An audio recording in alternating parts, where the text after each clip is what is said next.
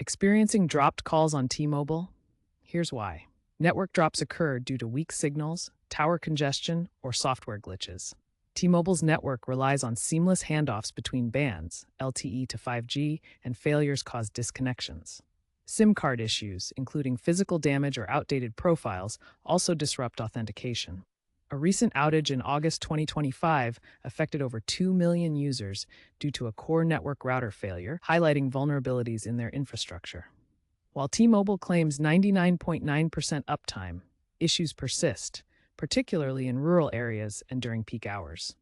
The FCC fined T-Mobile $50 million in September 2025 for repeated outages. Understand that these drops often happen when your phone can't switch smoothly between different network bands. Also, a faulty SIM card can prevent your phone from connecting properly. To fix call drops, first keep your phone updated with the latest carrier updates. These contain bug fixes and network optimizations. Updates refresh APN settings and ensure compatibility with T-Mobile's VoLTE and VoNR for 5G calls. Start with basic troubleshooting. Check your signal strength, aiming for -70 dBm or better. Then reset network settings and perform a soft reboot. If problems persist, try ejecting and reinserting your SIM card. For newer phones with eSIM, ensure it's correctly provisioned.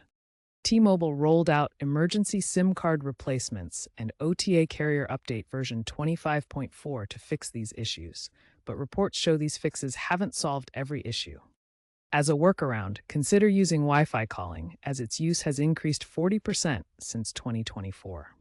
If problems continue, contact T-Mobile support for further assistance or a SIM card replacement.